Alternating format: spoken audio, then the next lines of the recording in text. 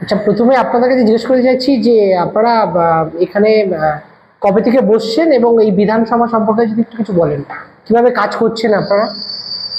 আমরা নভেম্বরের 12 তারিখ থেকে আমাদের কাজ স্টার্ট হয়েছে, শুরু হয়েছে।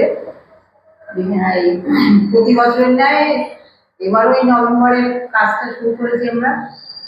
এবং আমরা প্রতিদিনই সোমবার থেকে শুক্রবার পর্যন্ত প্রতিদিনই 2টো থেকে 4টে পর্যন্ত কাজ করছি সরকারি নির্দেশ অনুযায়ী। এবং শনিবার রোববার প্রতিদিনই এই 12ই নভেম্বর থেকে 12ই ডিসেম্বর পর্যন্ত আমাদের 1 মাস যাবত কাজ হবে এবং প্রত্যেকটি রোববারই আমাদের স্পেশাল ডে হিসাবে হাত রয়েছে। এবং আমরা সেটা শনিবার এবং রবিবার সেটা আমরা 11টা থেকে 4টে বিকাল 4টে পর্যন্ত এখানে কাজ করছি।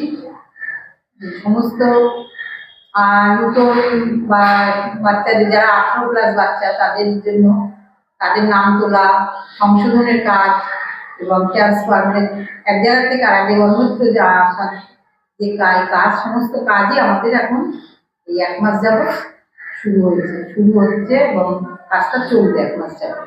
আচ্ছা দিদি, এই সেন্টারটার নাম এবং আপনাদের পার্ট নাম্বারগুলো যদি একটু বলেন। এই সেন্টারটার নাম হলো আনন্দধারা প্রাইমারি বিদ্যালয় এবং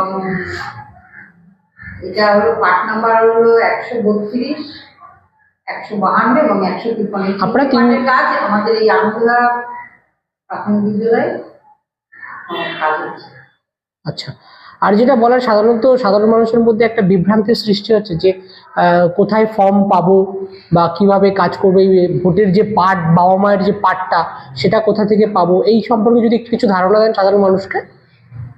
এই সম্পর্কে ধারণা বলতে, এটা পার্টের তো আমাদের সমস্ত পার্টির অফিসেই আছে, আমাদের লোকাল পার্টি অফিসে যে সমস্ত পার্টি আছে এবং আমরা চেষ্টা করলে ক্যাফে গেলেও পেয়ে যাবো পার্ট নাম্বারগুলো।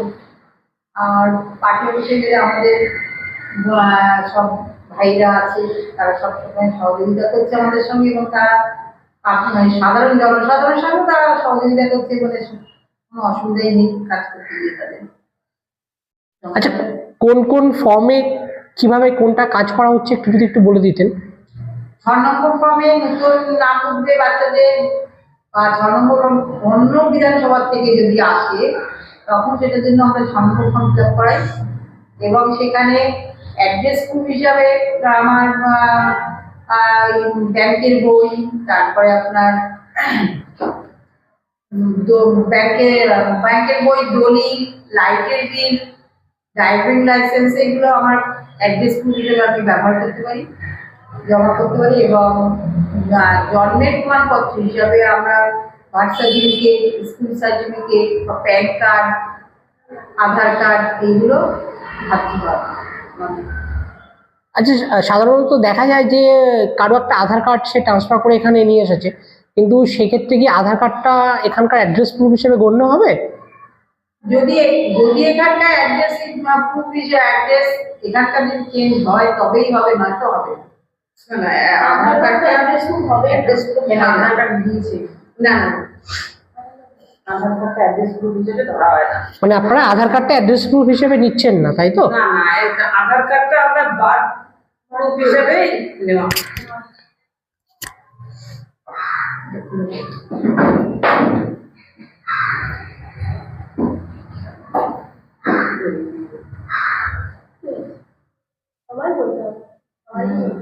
দিদি, আপনার পার্ট নাম্বারটা যদি একটু বলে দেন। আমার পার্ট নাম্বার 152। আচ্ছা, সাধারণভাবে দিদি এতক্ষণ বললেন, আপনি যদি সামান্য কিছু ইনফরমেশন দিতেন খুবই ভালো হতো।